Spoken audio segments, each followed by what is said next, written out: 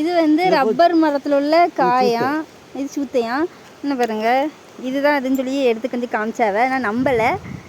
எப்பவும் மரத்துலேருந்து விளைச்சில இப்படி தான் விழுமா. அது மேலேருந்து டொப்பு டொப்புன்னு வெடிச்சு தான் விழுமா. அதில் அதுக்குள்ளே இருக்கிறதா இதுன்னு நினைக்கேன். இதான் ரப்பர் மரம். இதில் பால் வடிஞ்சிருக்குன்னு யார் வந்து எடுக்கலான்னு நினைக்கேன். நோண்டுறவ என்னங்க சரிய இது போட்டு தான் இருக்கணும், கரண்டி போட்டு தான் இருக்கணும். கரண்டி போட்டால் தான் வருமா. நல்லா தான் இருக்குது. இதெல்லாம் நல்லா தான் இருக்குது. இது இனிமே வந்து மாற்றி வச்சுட்டு கீச்சு விட்டுட்டு போவாங்கன்னு நினைக்கேன். அழகாக இருக்குல்ல.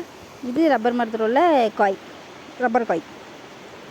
இதை எடுத்துக்கொண்டு வீட்டில் முளைக்க வைப்போம்னா நம்ம இது முளைக்காச்சா முளைக்குமா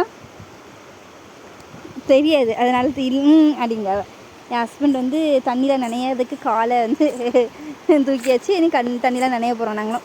பாருங்கள், அழகாக இருக்குல்ல.